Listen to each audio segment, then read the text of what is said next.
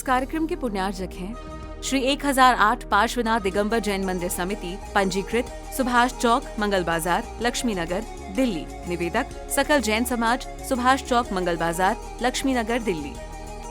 नमः श्री वर्धमानाय निर्धूत कलिलात्मनि सालोकानां त्रिलोकानां यद विद्यादर्पणायते देशयामि समीचीनं धर्मं कर्म निवर्हणं संसार दुःखता सत्वान् योधरतित्वमे सुखे सदृष्टिज्ञान वृत्तानि धर्मं धर्मेश्वरा विदु यदि अप्रत्यनीकानि भवन्ति बहुपद्धति श्रद्धानं परमार्थानाम् आप्तागम तपोव्रतां त्रिमूढ़ापौढ़मष्टांगम सम्यक दर्शनमस्म्यहम् आप्तेनोत्सन्न दोषेण सर्वज्ञिनागमेशिना भवितव्यं नियोगेन नान्यथायाप्ता भवेत् क्षुत्पिपासा जरातंक जन्मान्तक भयस्मया न रागद्वेषमोहाश्च यस्याप्ता सा प्रकीयते परमेष्ठी परम ज्योति प्रागो विमलाकृति सर्वज्ञो नादि मध्यांता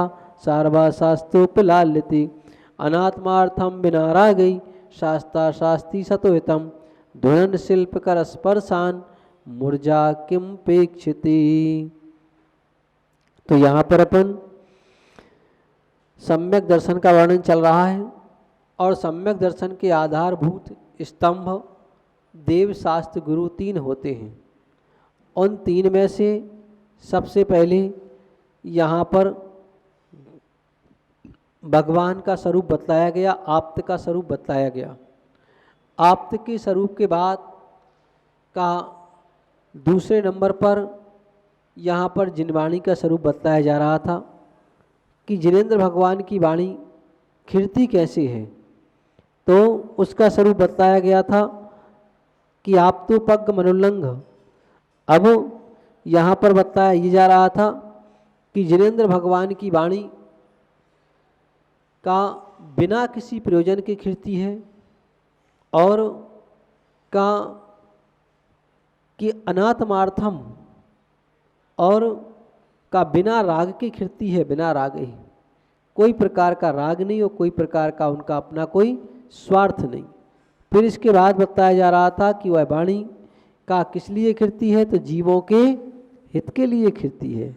ऐसी वह का ध्वनन शिल्प कर स्पर्शान मूर्जा किमपेक्षते का जैसे का कोई शिल्पी हाथ मारता है तो हाथ मारने के बाद मृदंग में हाथ मारता है तो वह मृदंग स्वामी भी का बोलने लग जाता है, आवाज़ करने लग जाता है, उसका कोई अपना निजी कोई प्रयोजन नहीं हुआ करता है। ऐसे ही जिनेंद्र भगवान की वाणी के बारे में यहाँ पर बतलाया जा रहा है। अब बतलाया जा रहा है यहाँ पर कि वह जिनवाणी का दिन में 3 बार खिड़ती है और का उस जिनवाणी में तत्वों का उपदेश होता है और का जिनवाणी जीवों के हित के लिए होती है। तो इस प्रकार खिड़ने के बारे में बताया हुआ है कि जैसे जिनेंद्र भगवान का खड़े होना, विहार करना नेचुरल होता है और वैसे ही उनका धर्म उपदेश भी बिल्कुल नेचुरल होता है, स्वाभाविक होता है। कोई कहे कि भगवान खड़े होते हैं, विहार करते हैं, तो क्या इसके लिए कोई निवेदन करता होगा क्या? क्या नहीं, उनसे कहने कौन जाए कोई। तो वो अपनी बिना इच्छा के नेचुरल स्वाभाविक कार्य, उनकी अपनी भी कोई इच्छा नहीं है और वह कार्य स्वाभाविक नेचुरल हो रहा है। तो ऐसे ही का वह कार्य जैसे नेचुरल होता है, ऐसी कहा भगवान की वाणी भी नेचुरल मात्र जीवों के हित के लिए हुआ करती है। तो अब वह जिनवाणी में होता क्या है, इस बात को आगे बतला रहे हैं कि जिनेंद्र भगवान की वाणी में कौन सा कार्य होता है, क्या उपदेश है, इस बात को बतलाने के लिए आगे बतलाते हैं। 9वें नंबर का श्लोक देखें। आप तो पग मनुल्लंघ माँ दृष्टिष्ट विरोधिकम तत्वोपदेश क्रस्तार्वम शास्त्रम का पत्य घट्टनम। तो यहाँ पर बतलाया जा रहा है कि आप तो पग मनुल्लंघ माँ दृष्टिष्ट विरोधिकम, तप्तोपदेश कृत सारवम शास्त्रम कापत्य घट्टनम, का वह शास्त्र जिसको यहाँ पर बताया जा रहा है जिनवाणी को, तो वह कैसी है। सबसे पहले कहा कि आप तो उपज्ञ है ना, सर्वप्रथम तो वह उपज्ञ है, मतलब उत्पन्न हुई है। किससे उत्पन्न हुई है?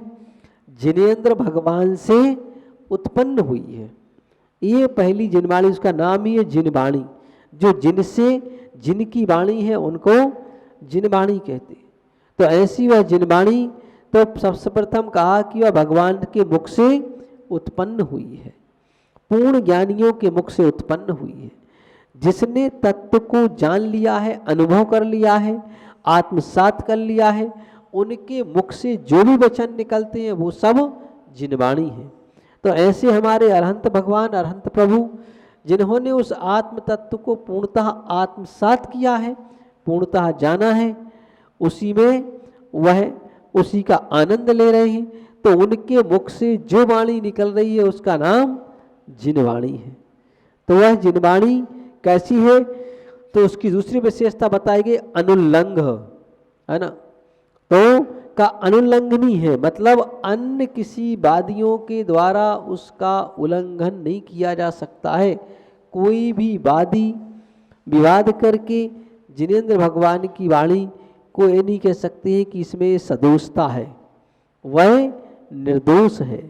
और कहा कि अगले विशेषता उसकी बता रहे हैं कि अदृष्ट दृष्ट विरोधकम, का वह किसी भी प्रकार के अदृष्टेष्ट विरोधकम का परस्पर के विरोध से रहित है, मतलब परस्पर से उसको प्रत्यक्ष से और अनुमान आदि से भी का उसका ये नहीं कहा जा सकता कि इसमें ये कमी है ना। तो का वह परस्पर के विरोध से रहित होती है, ऐसी वह जिनवाणी है। तो का जिनवाणी को और कैसी है? का तत्व उपदेश कृत सार्वम, का तत्वों का उपदेश करने वाली है, सार्वम यानी सबका हित करने वाली है, और कापत्य घट्टनम मतलब मिथ्या मार्ग को दूर करने वाली है। तो इतनी विशेषताएं जिनवाणी की बतला दी गई। क्या क्या विशेषताएं हो गई? सबसे पहले कहा कि जिनेंद्र भगवान के वचनों से वह उत्पन्न हुई है और अनुल्लंघनी है, मतलब इंद्र आदि देवों के द्वारा भी अनुल्लंघनी है, मतलब वह भी इसका सामान्य व्यक्ति की बात तो छोड़ो, का जो इंद्र समस्त द्वादशांग का पाठी होता है, ऐसा वह समस्त द्वादशांग का पाठी इंद्र भी है, का उसका उल्लंघन नहीं कर सकता है। तो ऐसा कहा कि वह उससे सही चलता है। तो और का परस्पर में दृष्टिष्ट विरोधकम, का प्रत्यक्ष अनुमान आदि प्रमाण के द्वारा वह विरोध से रहे थे, कोई भी प्रकार का उसमें कोई विरोध उत्पन्न नहीं हुआ करता है।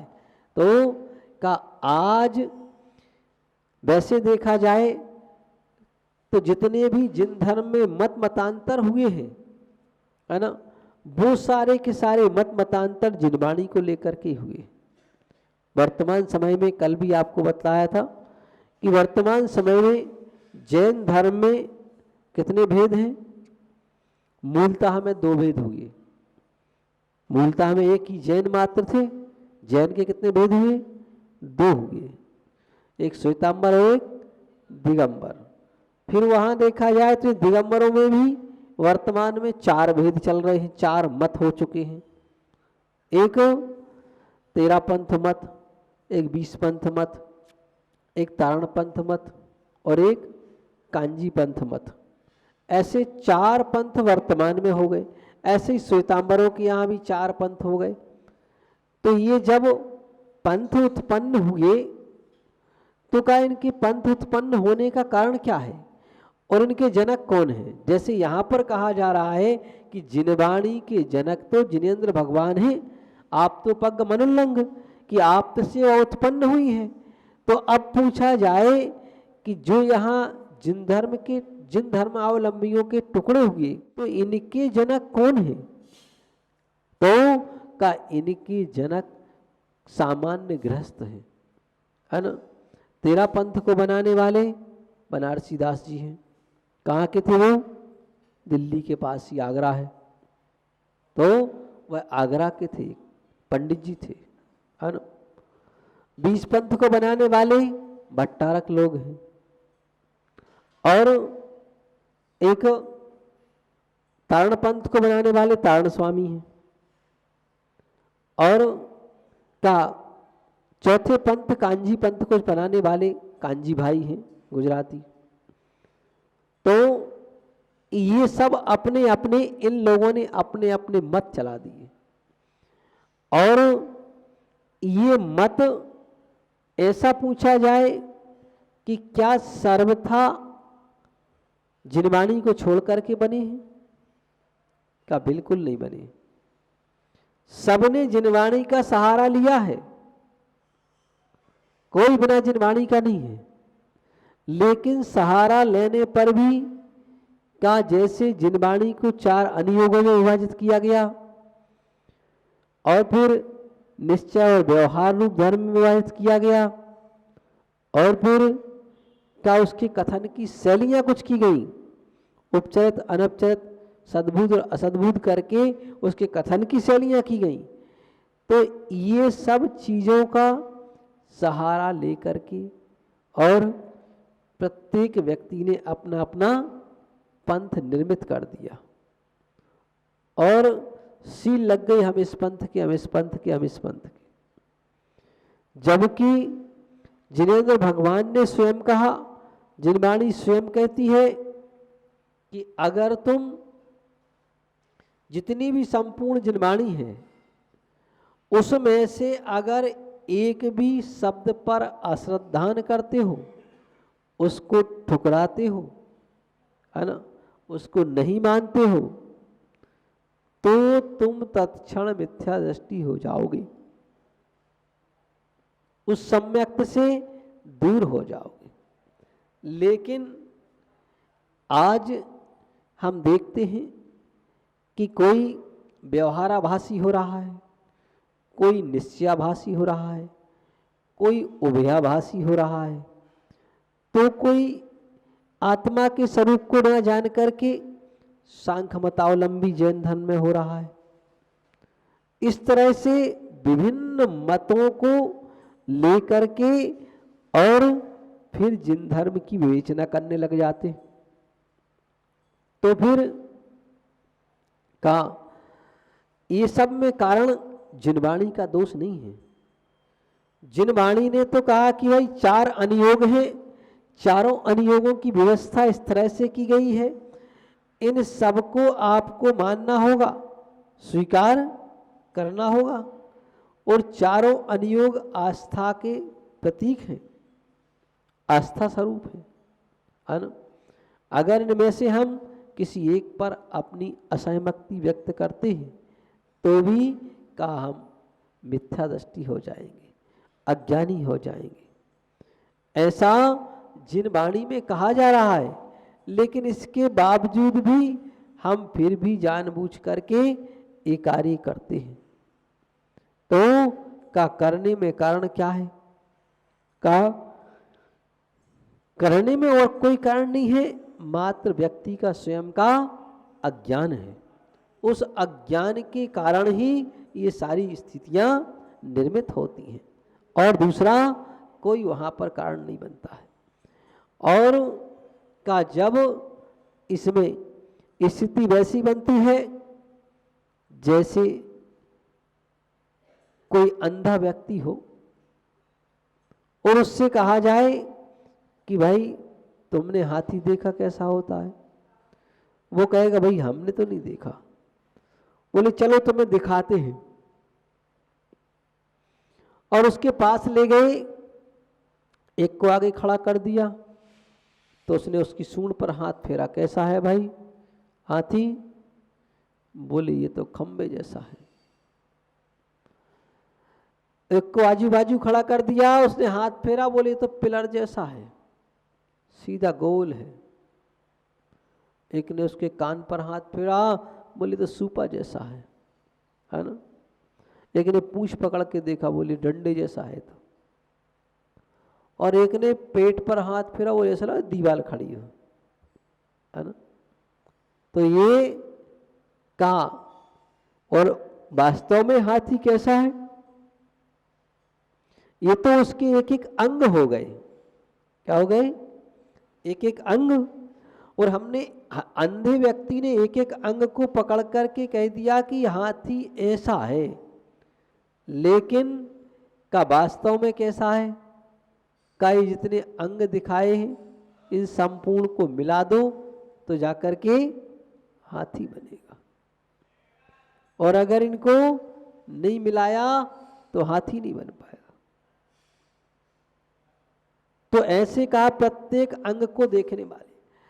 ऐसे ही का ये मतों ने भी ऐसी हाल किया उस अंधे हाथी की तरह।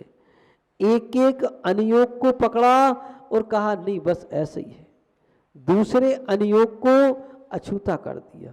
जबकि जिनवाणी द्वादशांग स्वरूप है, चारों अनुयोग स्वरूप है, और उसमें जब तक हम चारों अनुयोगों का सुमेल नहीं बिठाएंगे तब तक उस जिनवाणी को हम मान नहीं पाएंगे, और न हम उस जिस उद्देश्य से जिनवाणी पठन पाठन कर रहे हैं, जान रहे हैं, सुन रहे हैं, उन सबको नहीं जान पाएंगे। तो का चारों अनुयोग के स्वरूप को जान करके और फिर अगर कार्य किया जाता है तो जिनवाणी का कार्य सही हो जाता है, और जिस उद्देश्य से हम कर रहे हैं, जिस लक्ष्य से कर रहे हैं, वो लक्ष्य भी हमारा सही हो जाएगा। तो इस तरह इन चारों अनुयोगों के बारे में बतलाया गया। इस कार्यक्रम के पुण्यार्जक थे श्री 1008 पार्श्वनाथ दिगंबर जैन मंदिर समिति, पंजीकृत, सुभाष चौक, मंगल बाजार, लक्ष्मी नगर, दिल्ली। निवेदक सकल जैन समाज, सुभाष चौक, मंगल बाजार, लक्ष्मी नगर, दिल्ली।